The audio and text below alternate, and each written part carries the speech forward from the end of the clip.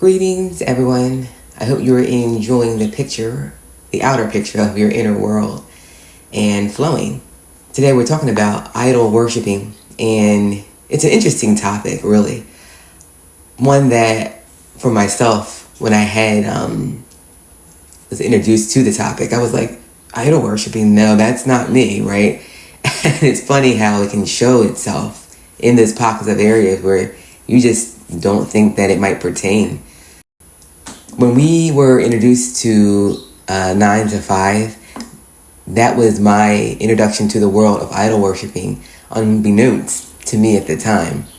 I unconsciously believed that if I didn't work at a 9 to 5, that I would have to find a source of income, until I realized in my spiritual journey that the source is actually you. And it's one thing to say that, but it's another thing to be never pushed in the corner because spirit never challenges you. And at the same time, one of the mechanisms for us to grow spiritually seems to be under a pressure that we put on ourselves. Just like seeds in the forest, they are able to grow with the fire.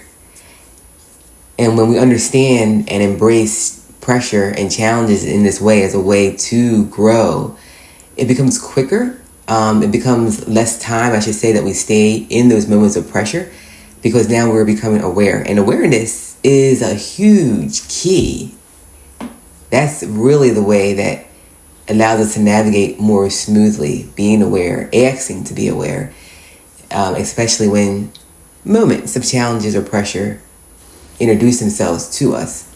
When and you don't have to go through it, or anyone doesn't have to go through it, it's about us coming together as a collective, sharing experiences, and then you can apply it for any scenario in your own life. So the pressure of not having a job was such a beautiful experience for me to pass through, to allow me to understand you do know the source is you. And I did know the source at a particular time in my journey was me, until I really put myself in a corner and had to know that at a deeper level, that the source is me. It was beautiful. Not because I came through the other side, but because I understood that while I was where I was, because that's what helped me navigate. That's what helped me really go to source and ask for an understanding what it means to be source. And so idol worshiping in this context is saying, yeah, I believe I'm the source, but not really practicing that, because you could have moments where you're frantic and you revert back to I'll say we, because I don't want to make it seem like it's pinpointed, but we as a collective might revert back to, I got to find this job. Yeah, I do believe I'm the source, but I got to find this job. So what we're really saying is that we believe man sources us. And that was a big wake up for myself to see, like, wow, I do have elements of that different reality, sediments still within me that does still believe that man provides.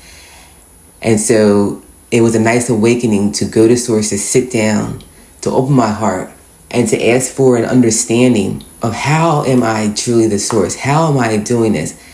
If no matter where you go, and if you remember that, right? No matter where you go, doesn't money, no matter what job it is, money's there. But we so quickly put it off to maybe a client, or we put it off to the boss providing, and that's idol worshiping, because put not your trust in man. We have to remember that the first focal point, the source is you. And when we truly know that, then everything else ceases. And then you go and you inquire about how you are asked to show me a deeper understanding of it. And this is what the conversation is about. And it could be in a particular area where financial. It could be anywhere else where this is applicable to you. But just to understand how much of this is already done, this world is already done, and the journey really is about us returning to self And we're going to have different experiences, different passions, different interactions with people that will awaken us to this self-realization. But it doesn't change that the journey is you. Thanks for tuning in, guys. Have an amazing day, and I'll catch you on the next podcast.